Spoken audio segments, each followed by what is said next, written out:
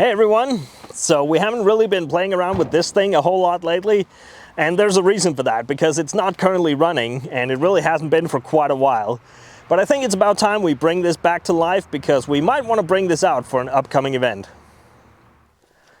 So the thing is, we got this mostly done and almost ready to go out to some off-road events a couple of years ago. And we were planning to bring this thing out for the upcoming season. But that was back in 2019, just when the whole COVID thing was starting, and as a result of that, there were no events to go to for the next couple of years. So we could really only play around with it down here on my own little track now and then, and that's really all it's been doing. Now this did have its original engine still in it, but somewhere along the line that ran out of oil pressure, and there was a few other things wrong with it, so I kind of wanted to do a rebuild of the engine. But I didn't really have time at that point, so instead of digging into that, we just stole the engine out of the Buhanka, because that wasn't going anywhere either, and we dropped that one in there because it was a slightly bigger engine anyway, so a little more suited for what this thing was going to be doing. But after some more time of just playing around with it, with that engine still just back down here in my yard, it suddenly started running a little bit rough, and I don't think we ever really looked into that. I just parked it here figuring it would just have to wait because this wasn't really a priority anyway. Now a while ago I had to do some ignition work on that one, and I needed some of the parts for that. So I just took them from this one since it wasn't going anywhere anyway. But at that point it had already been sitting here for a while, so really it's been over a year now that it's just been parked down here in the hedge. But I ended up not using the parts for that one. I did something else. By the way, if you want to see that, there's a video on that project. I'll link to that up here somewhere and down in the description. But I ended up not using the parts that I had taken from that, so I still have those around somewhere. So hopefully it's just a matter of getting everything back in place and getting this thing running again. And then we can see if it's still running bad and try to figure out why. But let's just start by dragging it up a little closer to the workshop so I don't have to run back and forth here with my tools.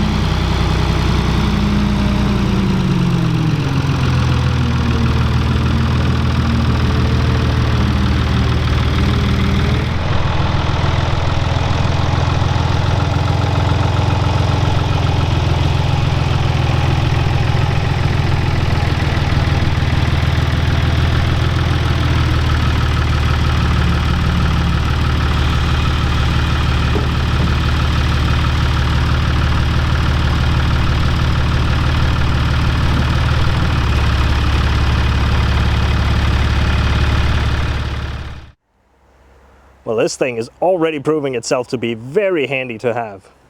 But it does look like we're about to get a whole lot of rain, and since I am going to have to be outside, I'm just going to wait till this passes. Well, that could be days for all I know.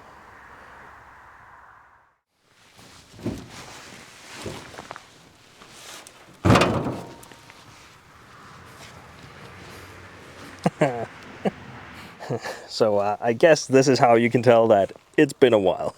There's a whole bird's nest on my winch here.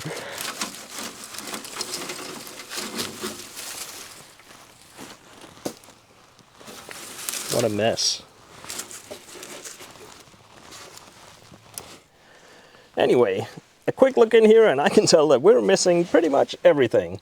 Well, there's still spark plugs in it, but we're missing the whole distributor unit and the wires and all that stuff, and also the coil and obviously the battery. So yeah, looks like we're pretty much starting from scratch. Now, I did put some oil down in there back when I took it off, and that seems to have worked. It's not rusty or ugly looking down there, so that's all good. So first thing I want to do is find my top dead center on cylinder 1 on the firing stroke. And the easiest way to do that is by seeing what the cam is doing. So I'm just going to go and take the valve cover off so we can see the rocker arms in there. And we can get this thing set in the right position before we start mounting a distributor. It looks like I have to get my fuel hose off here as well, because I don't think I can get the cover out from under it.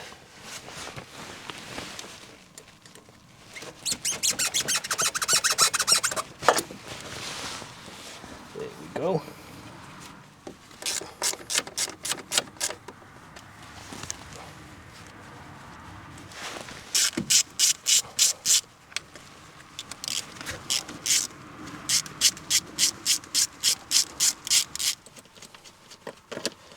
I'm a little curious to see if it's going to look really nasty under here.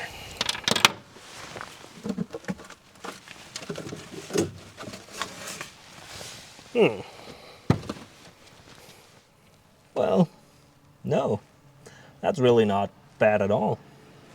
Cool. Right, so now I want to turn this so that my valves on cylinder 4 are overlapping, because that means that number 1 is going to be in the ignition stroke. So that'll put me in the right ballpark. And once I'm there, I should be able to see a couple of marks down here on my pulley on this edge, and I can line those up with this little pin sticking out right there. And that should put me in the exact position.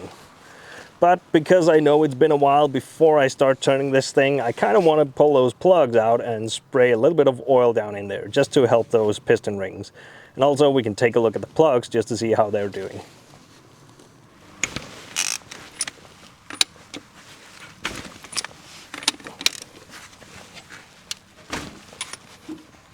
No.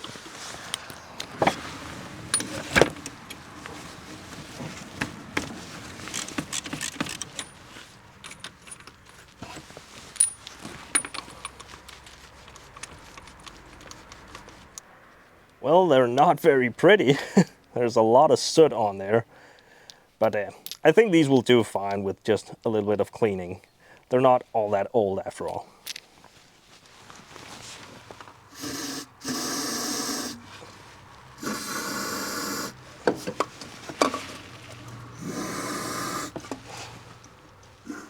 So unfortunately, I can't fit my hand crank in here because I have a winch on this one. Those cranks are really handy for this kind of work. And I can't really get anything else on this big nut down here, so it's just gonna have to be a big old wrench. But this should turn over just fine. It hasn't been that long. Yeah. All right. You can see that I'm coming up on my marks here, so it should be right around here. Yeah. And we're overlapping back there. Cool. So we have two markings on this one down here. So the one there that I'm lined up on, that is the TDC mark. And the other one back there, that is the 5 degrees early mark. And that's the one we should be lining up with or aiming for when we go to set the ignition timing. But anyway, now I have it in the TDC position. That should be close enough that I can install a distributor. And also I can put the valve cover back on because I'm really done with what I needed in there.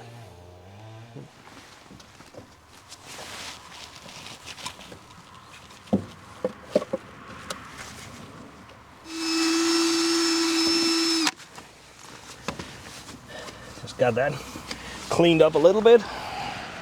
So this is the distributor that I had on there. This was new back when we started playing around with this, so it really doesn't have a whole lot of running time on it. I just checked the contacts in here. They're still adjusted right to where they're supposed to be, and everything is looking nice and clean. So let's just drop this right in, and there we go. Set it at roughly number 1. Not really tightening it yet. Still want to be able to move it. So just gonna leave it like that. Also went and found the coil I had on here, or at least I think it's this one. Well, not that it really matters. It should work regardless. All right, let's go and clean up those plugs and get those back in there. Just give these a quick cleaning here. It comes right off that black stuff, so these should work just fine. So I am going over some of this stuff a little quickly, and that's really just because I don't want this to just be a complete repeat of the other UAZ ignition video that we did a while ago. So I went to find some spark plug wires, and I forgot that I had these. These were on the little Lada Niva we were racing several years ago. They're very brightly colored and really heavily insulated. Now that doesn't really make any practical difference, but they look really sporty, so these are gonna go on here. I'm gonna tie them all up and make it look a little nicer later on, once we know if all this even works. Probably get my fuel line back on here as well.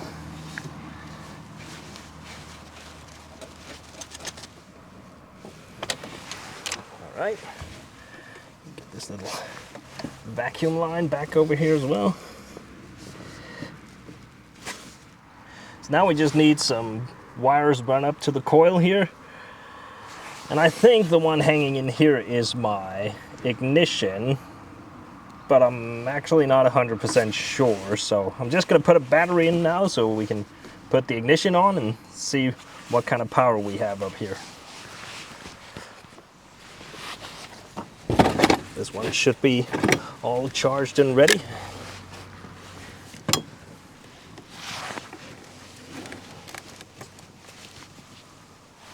Nice. All right, let's see if we have some power.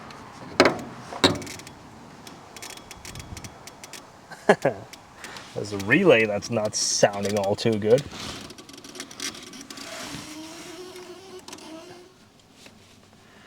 I have a little relay mounted back here. It's not something that's on the car originally. It's like a backup ignition relay that I put on here, but it's not sounding very healthy. And so the reason I put an ignition relay down there is because they don't have an ignition relay originally, so they're just pulling all of the ignition current over the switch itself. And that's fine for just the standard vehicle, but for something like this where we might want to add who knows what, all kinds of stuff that also needs ignition power, we could pretty quickly overload that switch and burn it out. So I just went ahead and gave it a relay. But if it gives me trouble now, we'll just bypass it. All right, let's see. Yeah, I have power on that one now, so pretty sure that's my ignition.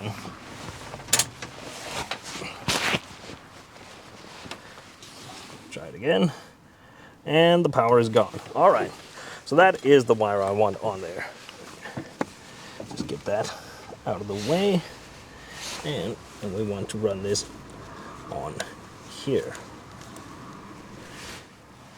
All right, cool. So now we just need to make a new wire to run from this other terminal and down here onto the distributor, and then we should be pretty much ready to go and see if this stuff will work. There was actually a wire in the box where I had all this other stuff, so that's probably what was on here. Yeah, looks about right.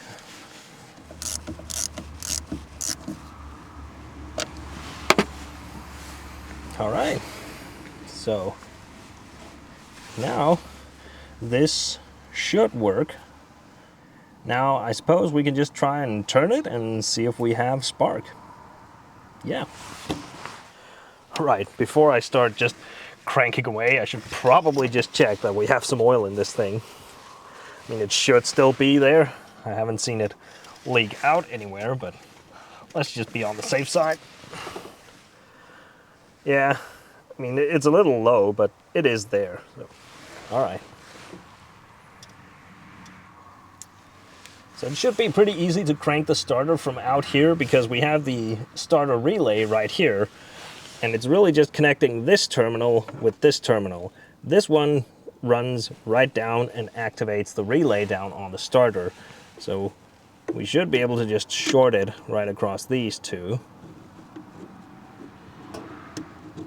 Well, that's not giving me anything. Huh.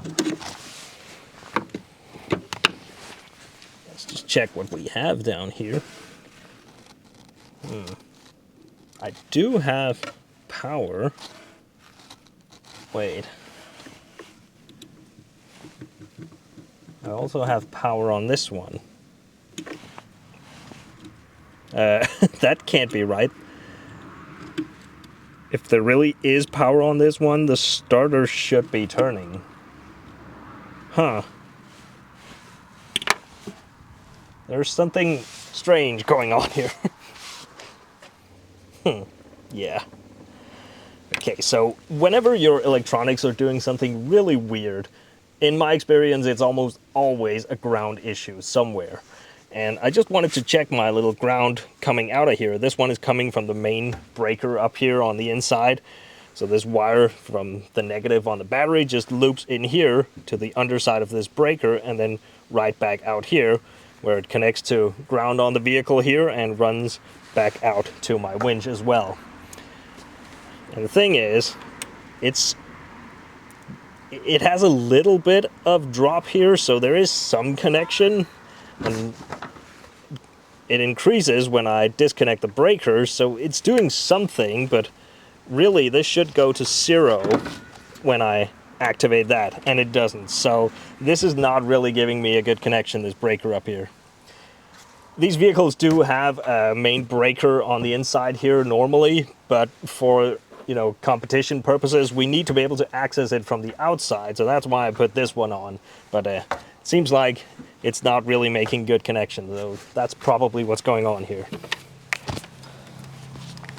Could just test this out, putting my jumper cables on here.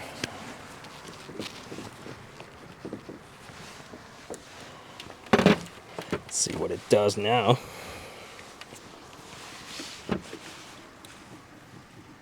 Yeah, my strange voltage disappeared, so yeah, looks like that was the issue.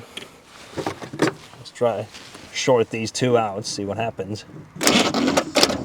Yep, okay, so we're not getting any ground through this main breaker up here. So while I have my power sort of connected, I just want to check to see if we have any spark, so that we can move on. That should do it. All right, let's see what it does.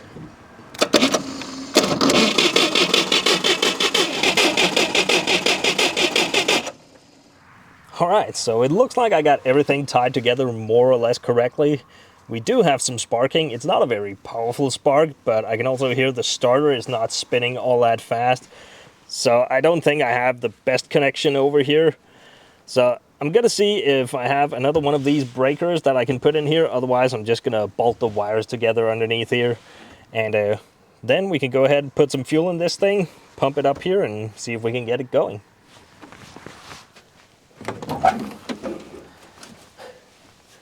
There's so much spider web in here.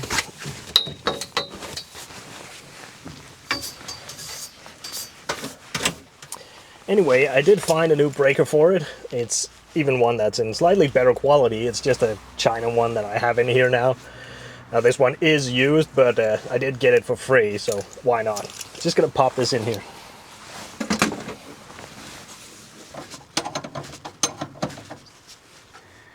It does feel a little crunchy, so I think I'm just partially twisting the whole terminal on the inside. with a little bit of luck, it might just be a direct replacement. Looks like they're the same size.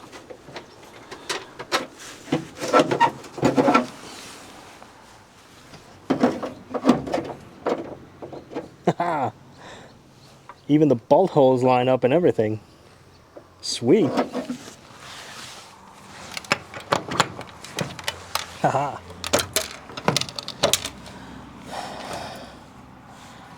Maybe I should have put that on the bolt there.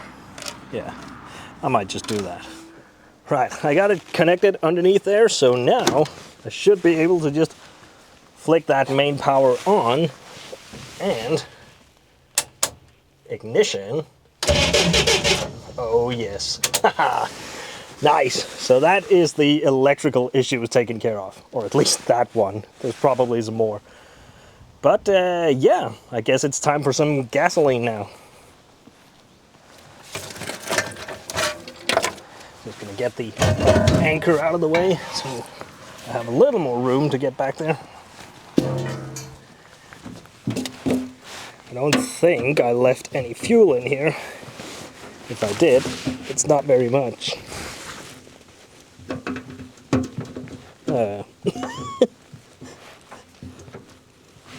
What?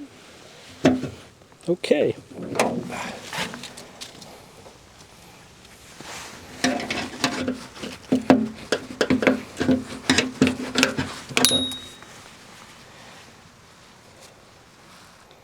Huh. Okay. The plastic is sort of expanded on this thing. Oh, it's overreaching the point where it's supposed to release from. Cool.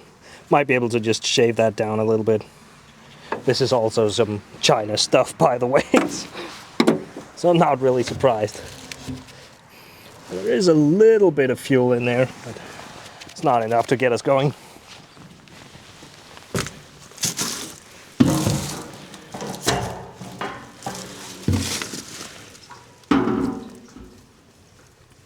Who needs a funnel anyway?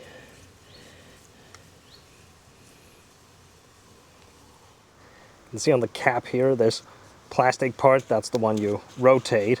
So that's what's locking it in place. And it's supposed to be like this one in the open position, where the plastic lines up with this aluminium up here. But on the other side, you can see how the plastic is sort of expanded. You can also see how it's been gripping the edge of the tank in there. So I need to see if I can shave this down a little bit. I'm not even going to try to play nice, I'll just hit it with the grinder.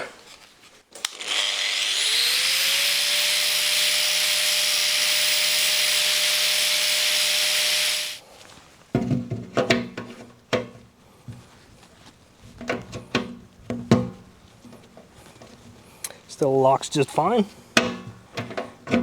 And now I can get it out. Yeah. Cool. Right, let's see if we can pump some fuel up here.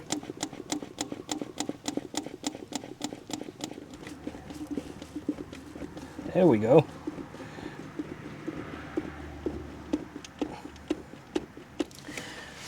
Nice. All right, so I have no idea if the carburetor works. It should work, but it could also be stuck in there. But yeah, I think we're just gonna give it a try. Now, the timing is just in the ballpark, so I don't expect it to start, but if it's close enough, it might. So let's just give it a try and see what happens.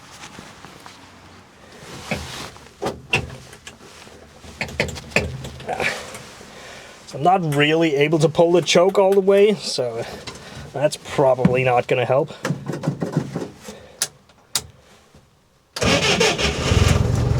Wow! First try. That's impressive.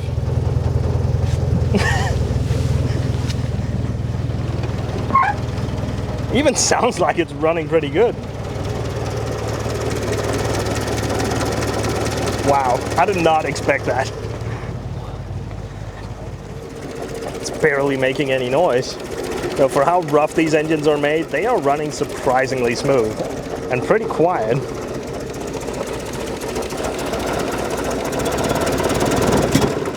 Okay.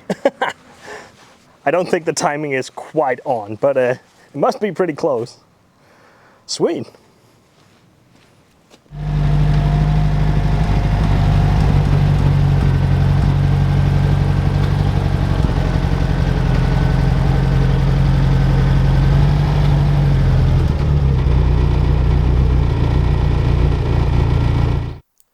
So I was trying to set up my timing light, but I just couldn't see it outside. It's just way too bright now. So I just drove the front in here so that it's nice and dark down there. So hopefully I can see it now.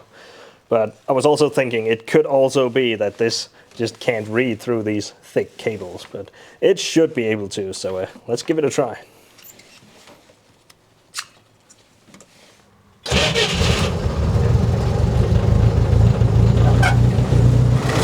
Haha!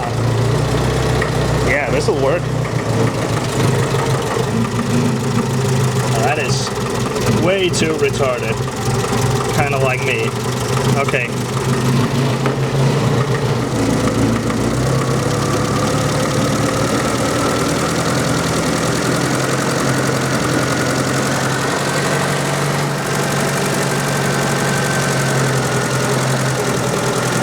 Slow down, buddy.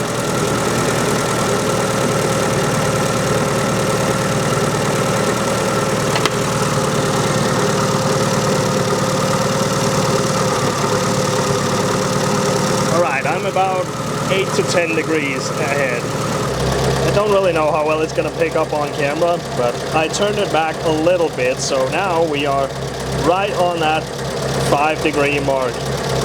Actually slightly early, but I don't want to make it too advanced because we are running some slightly higher octane here than this thing was really made for.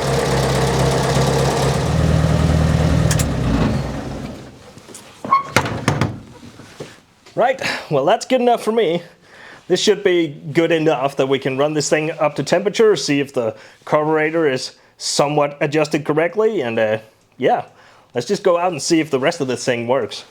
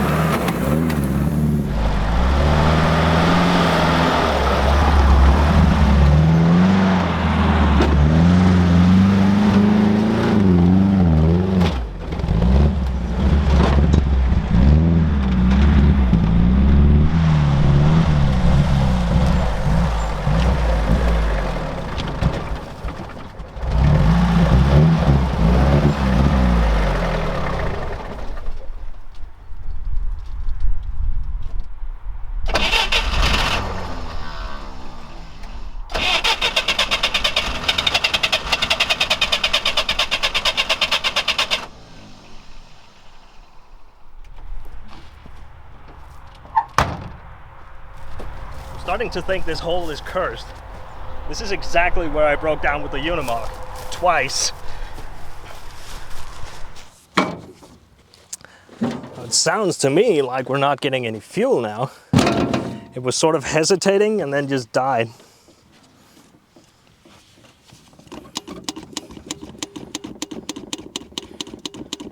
Yeah, we are definitely not getting any fuel. Huh. I do have a little see-through filter on here, and well, it's kind of hard to tell on camera, but it is completely empty. Don't know if you can see, there is a tiny bit of fuel in the bottom there. Anyway, we should be seeing some fuel coming up when I pump this little hand pump here to manually feed it. But no, nothing. And I did just check the tank, there's plenty in there, so either those lines up to the pump here are blocked somewhere, but that's the only filter I have. The original one is underneath, but I removed that, so I wouldn't have to go underneath to fix that in case something like this happened. So I'm thinking it's probably that fuel pump. It could be that the membrane in there has gone bad. It has been sitting for a while and they don't really like to dry out, so that might be it. So I guess we're gonna have to take that thing apart and have a look, because I don't think I have a new one.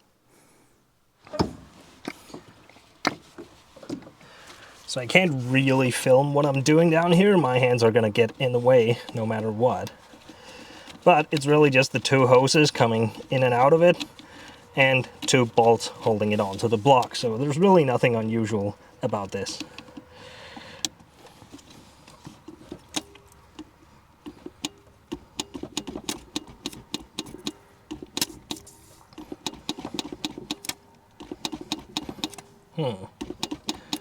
It is making a good bit of pressure. Maybe it's not that pump. Is this line really blocked somewhere?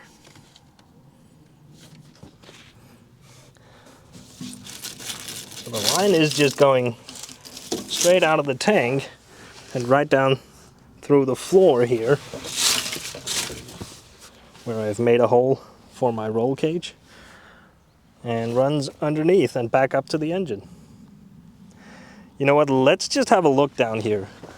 I may have just ripped something off going over that hill. So it's coming down next to my roll cage here, and this is where the original filter would have been. That is gone, so there's nothing to clog there. And it just runs up there and back up to my pump. Huh. This is all looking good. Well, it's not pretty, but it's looking good.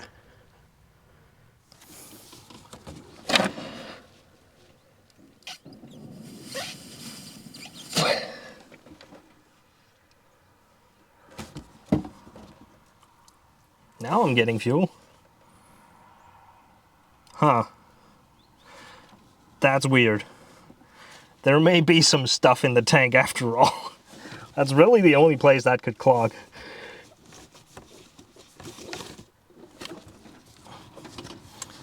Let's see what happens. Oh yeah. We're pumping fuel now. Get this back on before we make a big mess here. It could also be that it's just clogged on the inlet over in the carburetor, which wouldn't allow it to pump anything through, but that wouldn't really explain why this was just completely empty though. No, it's filling up just fine now. Just realized that I've completely forgotten to bolt down my battery. Might just want to do that if we're doing more off-road stuff.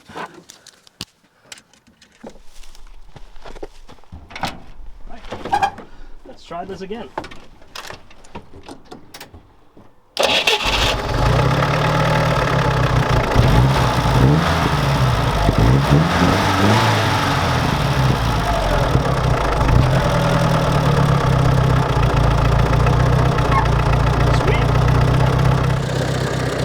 So I guess it was just blocked somewhere in the fuel tank or in the hose or something. But yeah, doing fine now, so let's just keep going.